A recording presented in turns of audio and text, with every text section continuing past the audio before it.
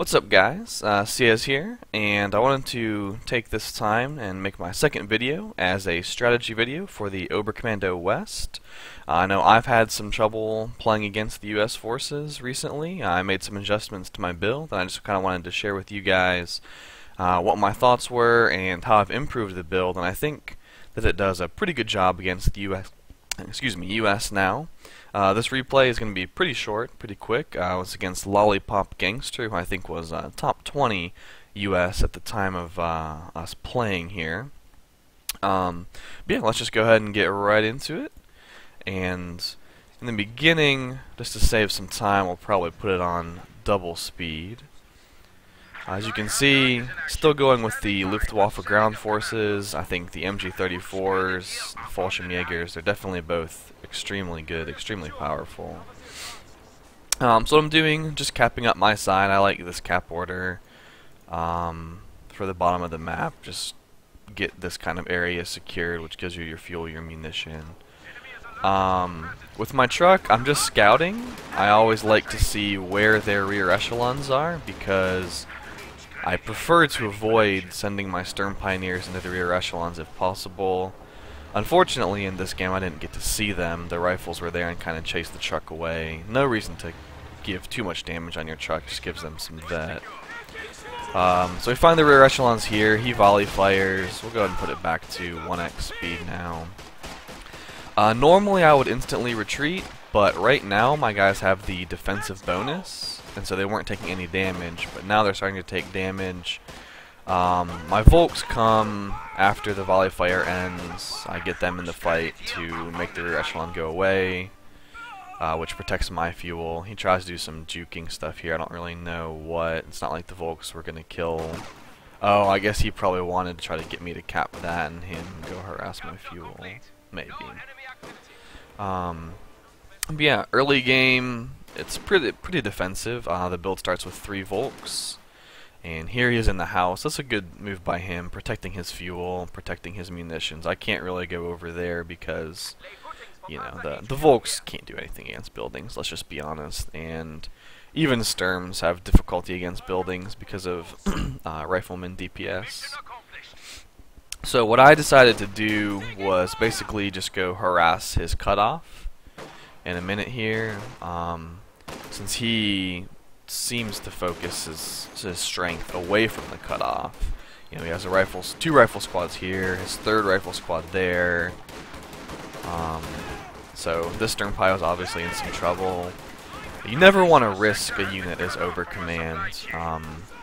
Veterancy, having 5 levels of veterancy is extremely important as the game goes on, and so just get out of those sticky situations. Losing units is either, as any faction in the game is poor and bad, it's very detrimental, but more so to overcommand. So he pops volley fire here again. I just go ahead and get out this time because there's no unit that can come and save it really. I could have these guys sent over, but I want to leave him cut off as long as possible. So I just keep them capping here. I figured it'll draw at least one rifleman. Lucky for me, he sends all of his riflemen. I complete the cap. These guys could be capping up stuff. One of them could be cutting me off. So yeah, like I said earlier, just get out of there. There's no reason to tangle with all those rifles. You're never going to win that fight. So what I do, I follow up the build. The first truck that I convert is the Mechanized Regiment headquarters, and the important thing here is you get access to the Puma, and the Puma is like the core of this build. So I convert that right after my third Volk. I put up the Mechanized Regiment headquarters, and I call in, and I end up calling in 2 MG-34s. I love the double MG-34 play, especially on a map like Longer Sky. On other maps, I should have put my foot in the circle here to prevent him from cutting me off. That was a slight misplay by me there. I could have saved myself some resources. But yeah, especially on a map like Longraskaya, but on most maps in general, Volks, they need a lot of help against rifles, and while Sturms do well against rifles, they still bleed hard, and so having suppression is really important. Here, I overextended with my Sturms a bit. I should have been capping that with a Volk squad. you know, Volks are more durable, that squad was low health, and so if I remember right, he punishes it very well by chasing down my Volk, which is a very big loss to Oberkommando. Luckily, my MG34 I think is going to finish off this squad, so... But I mean, losing a Stern Pioneer is 320, losing the rifle is 280. And right now I have no Stern Pios around, which is a big problem, because, like I said earlier, you know, Volks can't really kill anything. He's harassing me again over here, doing a good job of that. So I got my fuel and my manpower from my Puma, and getting to this point, normally I don't lose as much, and I mean I only lost the Stern Pio, but I've also been bleeding pretty hard, and he's been doing a good job harassing. See, sends the M20 over here. And this is why I think the Puma is very essential in the current metagame for Oberkommand. Because, like, a Raketenwerfer is just not really going to be able to protect you from all this harassment from an M20 or from a US, the anti-aircraft half-track. I think it's the M15 something something. I guess I could check what it's called. I just call it the AA half-track. It's the, M15A1. I just call it the AA half-track. I think that's easier. So the M20 is the less popular build that I've seen from the US. Most people tend to like going for that AA half-track. But the M20 it's very good. I like using it a lot myself, especially to counter the Oberkommand half-track, which ironically the US AA half-track does as well, so you don't really need the M20. But the flak half-track from the Oberkommand actually has a minimum range. Which means if your M20 can get in there while it's setting up, then it just gets to never get hit. So that was a nice grenade for me. At least I like to think it was a nice grenade. I don't throw that many grenades as Oberkommand just because of the low munitions income. But when people are clumped up like that, it's definitely worth it. And my Puma ended up getting the kill on retreat, so it ended up being really good. One thing to note is the Puma's actually pretty decent at anti-infantry. I mean, it's not like a 222 a machine gun there, ran into an unpleasant surprise around the corner. It's not like a 222, it's not like, you know, the M20, it's not even nearly as good as the flak half-track, but it's still good enough against infantry. It gets the job done. I mean, what is the lieutenant squad going to do? They're going to shoot their bars at it and not really do anything. The important thing to note is you want to always have the Puma's machine gun in range of enemy infantry, because that's what actually does the damage against infantry. The main gun of the Puma doesn't really, like, it'll get some lucky shots, but since it doesn't have much splash damage, it rarely actually kills models. So here's a good example of, you know, what the MG34 can do. He's suppressing those two squads. So if I'd had more support there, you know, it could have been very good. So the Puma, I'm basically right now just defending my half. He's being very aggressive. He's doing a good job of the aggressiveness as well, in my opinion. Constantly forcing retreats on me, which makes it, you know, harder to gain ground. And yeah, I'm just having the Puma defend my side, and I'm looking for a good opportunity to kill the M20. Because if I can get the M20 off the field, then I'm going to have a big advantage, because I know he doesn't have another vehicle, and even if he got a flak half-track, I mean the AA half-track, sorry, he, you know, it won't beat my Puma if I micro it properly. You do have to be careful, because the AA half-track has enough penetration to heavily damage the Puma, but if you sit at max range, your Puma should win every time. The other thing is the Puma's actually kind of decent against garrison units, I'm finding. I don't know if that's just, you know, random luck on my part, or if it actually is good against garrison units, but I think you can see how much ground the Puma's been getting me. I'm attacking his fuel now, I've got his munitions. My Fallschirmjägers were holding down this side in the building. Rifles can't really do much against Fallschirms in buildings. And here's where the double MGs as well are going to start helping. Alright, so here he pushes M20 up, and it was, I think, a mistake on his part, because, I mean, there's nothing that my Puma has to fear, really. I guess an AT grenade, but that. They're pretty easy to avoid. Here, Fallschirm's fighting some rifles over the fuel.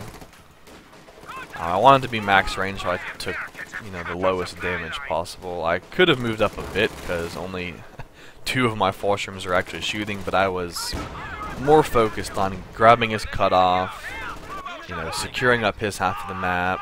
This doesn't actually cut me off of the munition because I'm in control of this VP sector, so I don't really care about that squad much. I know that I've been fighting these rifles and they're getting low health, so I actually send my Puma down there to help out. I figure I can get the squad on retreat because their health is so low. I mean, the most important thing on retreating squads is low health, and not necessarily, you know, the number of models. Number of models is important, but health is even more important. So yeah, I have the double MGs now in position overlooking his cutoff. I have pretty much the entire map thanks to the Puma, and he just goes ahead and throws in the towel. So I want to talk about real quick, you know, what we could do out of... Let me see if it'll let me. I've never done a... I don't think you can actually move around on the replay anymore, unfortunately. Well, let's just say, what can we do out of this? So, you have the 3 Volks, the double MGs, and the Fallschirm. The reason I get the Fallschirm is because the second truck I want to convert is going to be the medic truck, rather than the flak truck. To me, the flak truck, I mean, it can be very useful. Obersoldaten are extremely strong, but in a 1v1, I feel like getting there is really, really hard. I mean, it's 80 fuel to get it up, and you're going to need some pressure on the US player, which is why I've started really liking the Puma. It counters their lieutenant builds with the AA half-track and the M20. It gives you that vehicle advantage that lets you win the infantry war. Because that's one thing that Oberkommando really has a hard time with. Volks, I mean, they're great at absorbing damage, but they're just not very good at, you know, killing things. Let me actually quit this while I'm talking, and I'm going to reload it and like 8-speed it or something and pause it, and we can talk about where we can go from there. So yeah, I mean, you have to rely on either Obers, Fallschirms, and to a lesser extent Sturm Pioneers to actually do the killing. So the Puma adds a very nice mobile killing unit to your army, as well as, like I said, most importantly, countering that M20, countering the AA half-track. It can still hold its own against a Stuart. You have to be a bit more careful there, because the Stuart does have that special ability that lets it stun the Puma and shoot like 3 times. So that is, you know, scary, as well as the, you know, the Puma does not do well against the Captain. You don't want to be fighting the Captain with the Puma, but since the Captain has 2 bazookas, you know, your Fallschirm should just tear him up more than the Lieutenant, which can, you know, get 2 bars, and that's a very scary 2 bars and a Thompson on the Lieutenant squad. There's a lot of damage on that squad. The other advantage in getting this Puma is I've had it force people to get bazookas, and when you're forcing the US player to get bazookas instead of bars, that's a huge win for you, because bazookas, they don't really do anything to infantry, and bars, they do so much damage. So here we can see the timing very early on my Mechanized Regiment HQ, and that's to get me the CP. You get this from the resources you spent upgrading your trucks, you get command points. And I want these MGs out as early as possible, just because, you know, suppressions kills the rifleman DPS, which that's just a huge win for you. It actually lets your Volk stand up to rifles a lot better. So I'll just go back to 4-speed here.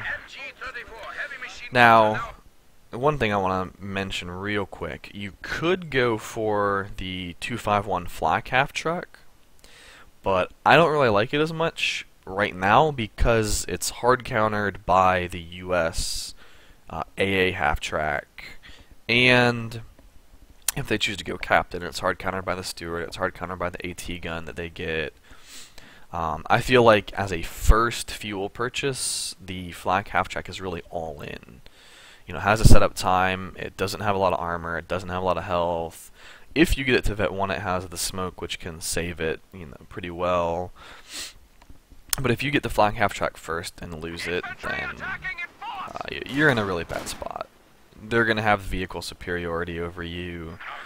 And you're not really going to have anything that can kill infantry besides your Sturms. Like I said, I should have gotten this guy in the circle. That's one reason I love Code 2 is the foot in the circle mechanic. The other mistake I mentioned, shouldn't have had the Sturms over there capping.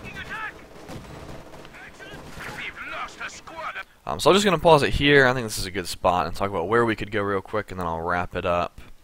So I have my resources for the Puma, just waiting on the manpower. So you can see it comes really early, you know, 6 minutes, 7 minutes. Like I said, the hard counter is the M20, hard counter is the AA half track. Does really well against rifles. So where do we go after that?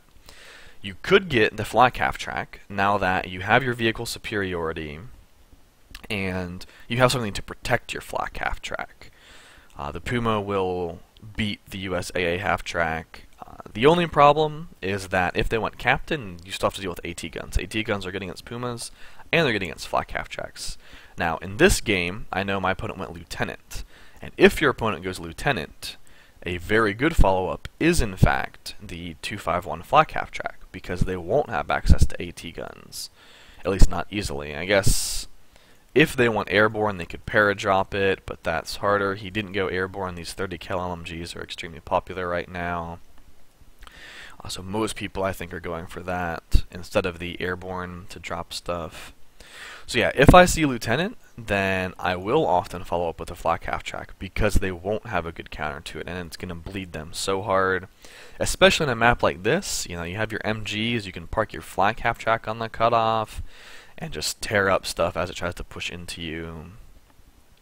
Normally what I do, and I feel like a safer option, is I just follow up with the medic building.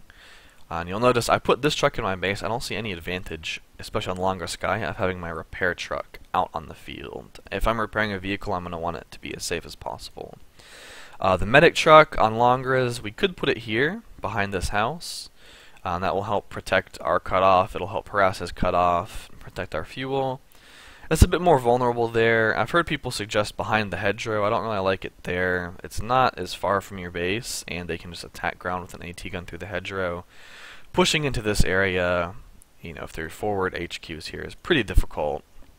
So that's a good place to put it if you want to put it on the field. Honestly, on the small maps, I usually just put the trucks in the base because you don't gain that much from putting it out there. You know, maybe, what, 5 or 10 seconds of retreat time. But what you can do, you can basically just play Mechanized HQ and the healing truck, and that should give you everything you need as long as you use your Fallschirmjägers. You won't need the Obersoldaten. That should give you all the tools you need actually to win. You know, for anti-infantry, you have the 251 flak half track, you have the Stuka Zufus, you have your Fallschirmjägers, you have your MG34s. I mean, you always have access to Stern Pioneers. You get your healing up, you get an infantry Geschütz if you want that, the IG, like the mortar thing, and it lets you save that 80 fuel on the flak half track. If they're, I mean, the flak building. If they're really not giving up and you want to get a KT out, you know, by all means, go ahead and upgrade the flak HQ there. You can even put the flak HQ here. That'd be good too, just to defend your cutoff and defend stuff in this area from harassment. But yeah, like I said, you have all the tools, I think, in your Tier 1 and Tier 2 to win. If they're really being stubborn, you get that KT and kind of just go stomp them. The KT is pretty weak to Jacksons, though. That's why I hesitate to get it. I don't think Panthers are very good against Jacksons either. I'd rather have a Jagdpanzer IV, just because it can match it in range, and the Jagdpanzer IV has really nice frontal armor. And it's extremely good against Shermans. It's the best Sherman counter, and Shermans and the M8 howitzer thingy can be pretty scary. Very good at wiping your infantry. But yeah, guys, I'll go ahead and wrap it up. It was a little bit longer than I planned for it to be, but feel free to ask me questions on Steam, on Kota.org. My username is CieZ's23 on either of those, on the YouTube video. I think my email might be attached to YouTube. You can always email me as well. But yeah, if you have any questions about the build, and hopefully it was a bit insightful for you guys, I got back to top 10 Oberkommando last night with it.